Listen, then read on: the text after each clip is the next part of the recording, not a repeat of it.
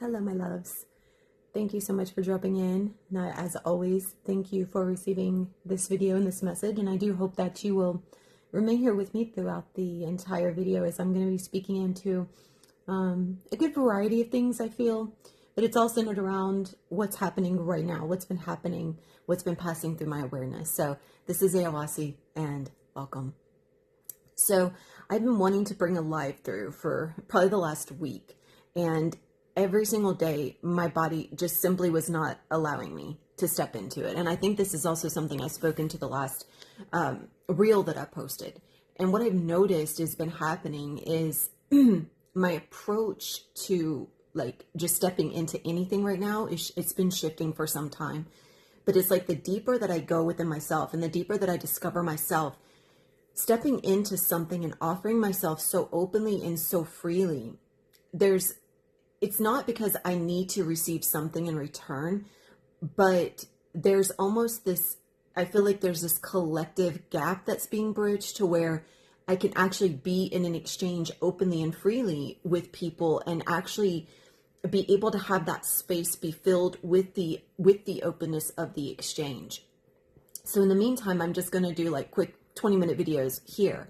Now, this doesn't mean that people can't step into and have an open exchange with me. It just seems, it's like my body is telling me that's not what we're doing right now.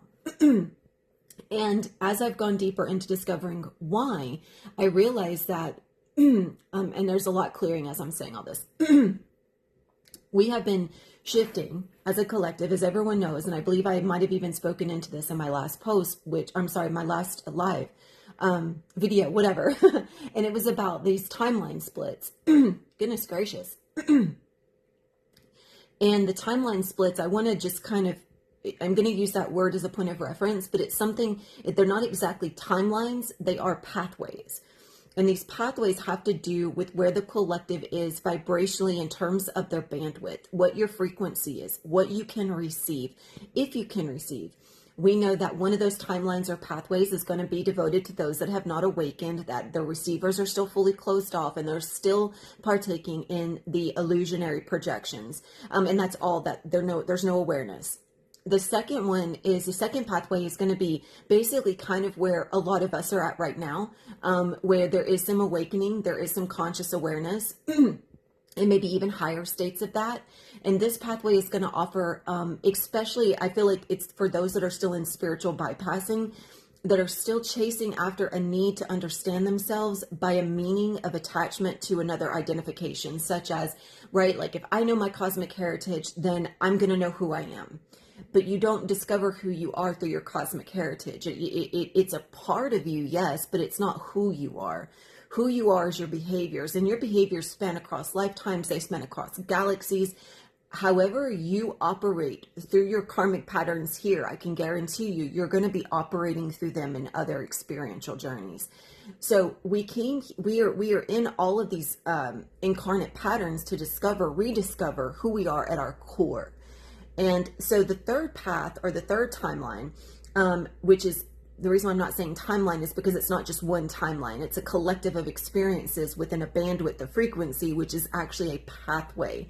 It's going to hold similar frequencies, but different experiences depending on the soul that's on that path.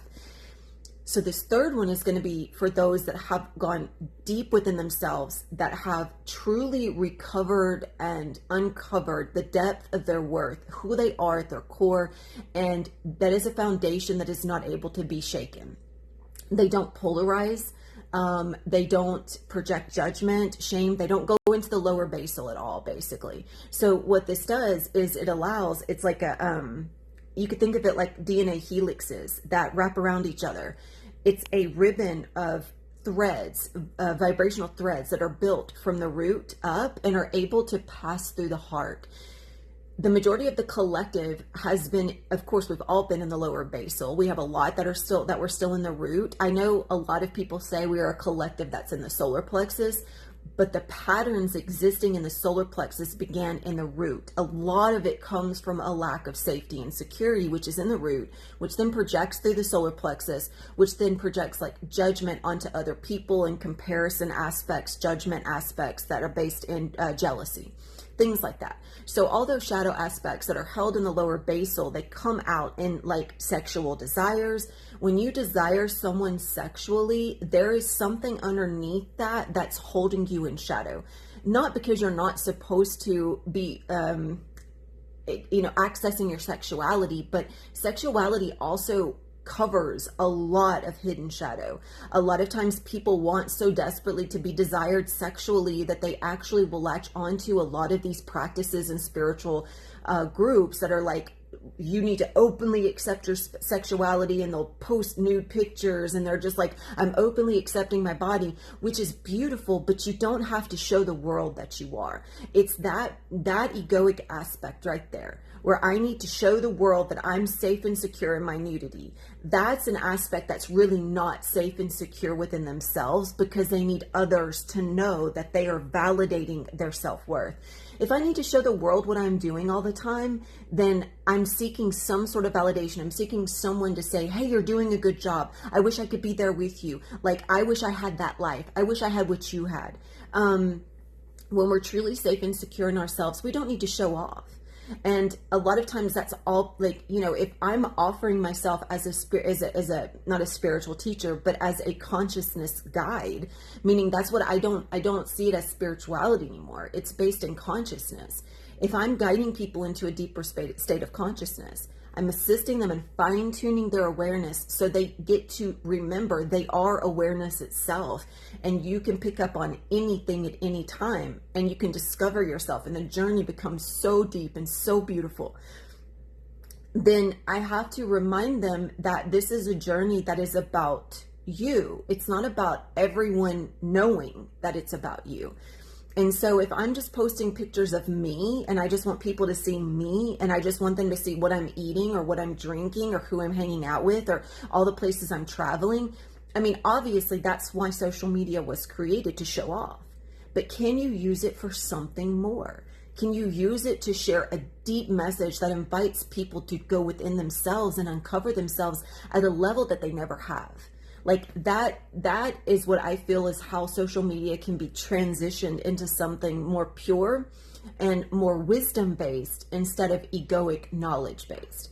Now, I'm saying all this because right now there's been this, like, it almost feels like a limbo period, or at least it has for me, where, I opened my space back up for one-on-one sessions, but then I had so much stuff coming through. I had these feelings of unworthiness and lack, and of course that it's inherited through my mother line. It's inherited through one of those through the original lower timeline, or the original lower path, which is this system of looping, the system of belief that says that no matter what I do, I will never be good enough.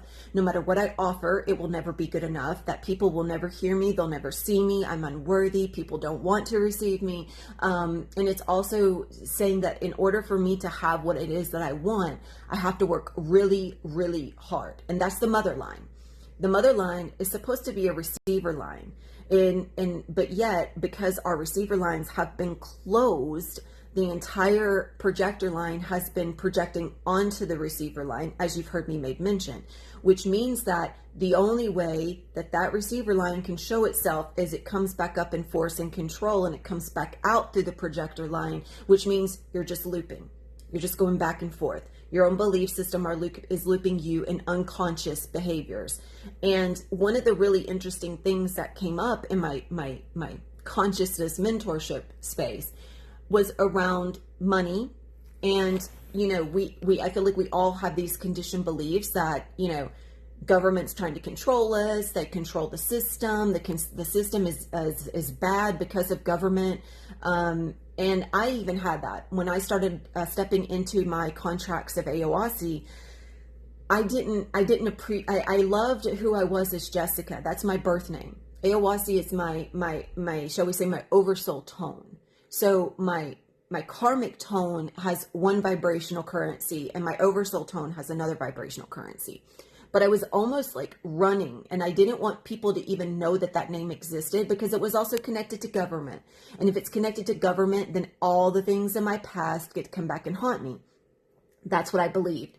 So as I've been going through this process, I've been reintroducing myself to Jessica. And I also had what I call a matrix glitch that popped up. and showed me where an old story was coming into the forefront to give me an opportunity to see how I would respond. I was called to a court date to appear at court over a debt that I haven't heard about in at least 6 years. Like, I thought, honestly, when I was paying off some of those, I thought this was one of the ones I paid off. And I haven't heard from them in like 5 years. So that's why I say it's a glitch. It's just kind of like appearing out of nowhere. I know how to correct it. So I'm working through that right now. I'm recreating the story in my body. It's like an type of imprint, therapy, if you will. I go in, I discover where the story transmits from, and I recreate it. I go into basically a Delulu state where I fully immerse my senses and I relive the moment from a different space. And I also I live the upcoming moment from the space that I know it exists. I'm not just waiting for it to happen. I'm actually creating the moment, which means all I have to do is step in and experience it because I already know how it's going to turn out. So, but what this showed me was that I still had some beliefs connected to government, which is why I've made posts around it. But the important thing is not that I had those beliefs, but anytime I speak, like even now, you might be hearing me speak about a topic, but my voice carries all versions of me, which means any part of me that's in shadow that I have not realized is going to come through my voice, and another person that is holding a belief that is in direct opposition or in direct resonance to my voice, carrying that layered set of beliefs, is either going to be called deeper into connection with me or is going to be triggered by me. And that's because it's not just about the topic that I'm sharing. It's about the state of me that is disembodied or embodied. And embodied is this, I'm just learning so much about what that really means. So when I'm speaking about these pathways or timelines, it's in connection with everything I'm mentioning here. Even the currency in relation to money is going to be completely different in this third pathway. What dropped in for me was that those of us that have been doing this consistent deep inner work, I've known for at least a few years now. And I feel like we all know on some level, the monetary system is going to collapse. But what does that even mean? And I feel like everyone is in their own position of belief around that. I'm not too much concerned with that. I'm not even concerned with any of it, to be honest. But what was coming through was I've been realizing that I have had, like, it's almost like every ounce of money that I've had has been drained. And every person, like, I had so much coming in. I had so many connections coming in, and then everything paused. Anytime this happens, there's a shift happening. There's a vibrational bandwidth dynamic that's shifting and changing, which means that obviously I've done a lot of internal work. It's something I do every single day. It's what my mentorship group is based around. This is what we do. We are working to not just working, but we're playing and working to align ourselves to carry the bandwidth of unconditional abundance. And that's more than money. And that's the type of exchange that's going to be available in this third pathway, I feel, is when you are full of such understanding of self, your entire vibration can manifest at will, which means anything you want, anything you need, it's there. I'm starting, and I've mentioned this a few times, I've had some experiences where I have uncovered that. I was practicing, myself and my group were practicing this Delulu state where I focus on, I invest my mind and my senses and my body in a storyline that I would like to experience. And anything that shadow aspect that comes up, I'm aware of it and I speak into it, but then I recreate the story. Well, one of the things that came up, I got to see how that came back to me almost instantly. I was exploring these videos for about a week and I was watching them as a part of this practice. And my mom came home the other day and had bought me just a bunch of three of my favorite casseroles and some favorite chocolate candies. And I hadn't asked for it. I wasn't expecting it. And it ties directly into the videos I was watching about a certain lifestyle, living a certain lifestyle. And the power was not in the food. The power was, I'm trying to make this story quick, so I hope you guys are bearing with me. The power was in the moment of discovery. I have been watching a very specific type of videos on YouTube Shorts where they were eating these really beautiful desserts and they're covered in chocolate and in the inside it's like soft and it's got like cream filling and pie and stuff like that. And when they bite into it, I love the sound. Like the ASMR of it was wonderful.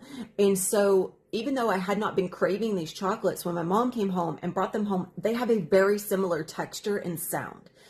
So I was automatically drawn to the moment to explore that feeling because I had been immersing myself in that for a week. So as soon as the candies arrived, it was basically like receiving those pastries back because I had been investing myself in that lifestyle. I got to experience it through something I already enjoy.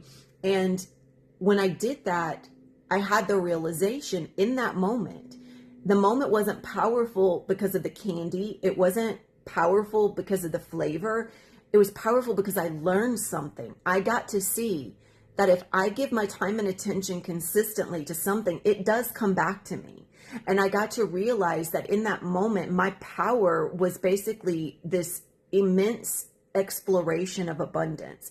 I was given two of the things that I love the most without having to ask, without expectation. I also got offered some more gift opportunities within those days. Like this last few days, I've had a lot of things show up, and because I've been shifting my focus instead of focusing on like, oh, I need to receive money. I am every single day waking up and I am expressing gratitude for the abundance that exists around me. I have an abundance of loving support. I have an abundance of self-worth. I have an abundance of everything, a roof over my head. I have food if I want to eat it. I have beautiful land. I have beautiful soul connections. I love my family. I have my fur baby. I have my soul dog. So, I mean, I have a beautiful, wonderful life. And the things that could stress me, I'm not allowing to stress me because they're not real. And in this practice of consistently reconstructing the story, that one moment, that one bite, let me see how powerful I was because I had manifested it. I had been sitting there focusing on that for a few days and all of a sudden it was there. It was given back to me. I had been looking at skincare stuff as just a byproduct. I wasn't focused on needing any.